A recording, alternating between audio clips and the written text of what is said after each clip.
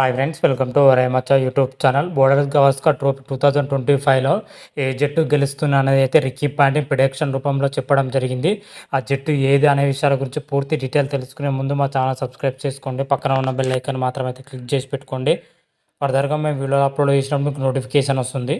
Border Gavaskar trophy వచ్చేసరికి Australia వేదిక అయితే ఈసారి అయితే జరుగుతుంది. ఇది డిసెంబర్లో 5 మ్యాచ్ల టెస్ట్ సిరీస్లో జరుగుతుందని కూడా చెప్పుకోవచ్చు.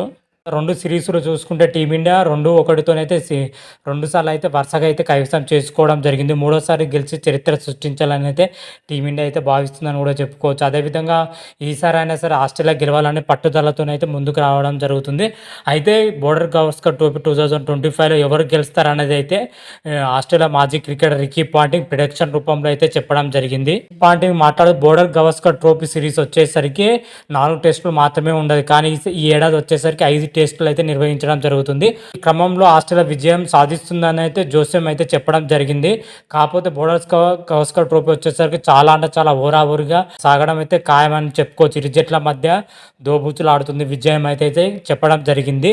సొంత గడ్డం పైన ఇప్పటికే 2 సార్లు కోల్పోయి ఆసీస్ మాత్రం అయితే డీలా పడింది. ఇప్పుడు ఈసారి వచ్చేసరికి తమను తామును నిరూపించుకోవాల్సి వస్తుంది. ఎందుకంటే ప్రత్యర్థి బలమైన జట్టు భారత్ జట్టు ఢీ కొట్టేటప్పుడు ఆస్ట్రేలియా వచ్చేసరికి అన్ని విభాగాల్లో రాణిస్తేనే బోర్డర్ గవాస్కర్ ట్రోఫీలో గెలిచే అవకాశం ఉంటుందని అయితే రిక్కీ పాంటింగ్ అయితే చెప్పడం జరిగింది. 5 మ్యాచ్ల టెస్ట్ సిరీస్లో మాత్రం ఆస్ట్రేలియా గెలవాలని అయితే నేనైతే మనస్ఫూర్తిగా కోరుకుంటున్నాను అయితే చెప్పడం జరిగింది.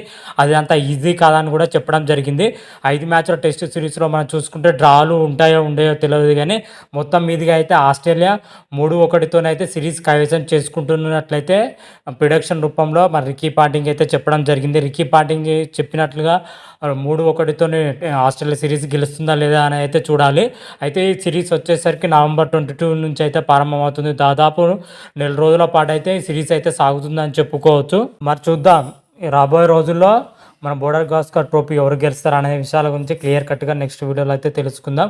దీనిపై ఈ బోర్డర్ గవాస్కర్ ట్రోఫీలో ఆస్ట్రేలియా గెలుస్తుందా, ఇండియా గెలుస్తుందా అనే విషయం కూడా మీరు కూడా కామెంట్ రూపంలో తెలపండి. అంతవరకు మీకు ఈ వీడియోగా నచ్చినట్టయితే లైక్ చేయండి, షేర్ చేయండి. మరిన్ని వీడియోల కోసం మా ఛానల్ సబ్స్క్రైబ్ చేసుకోండి.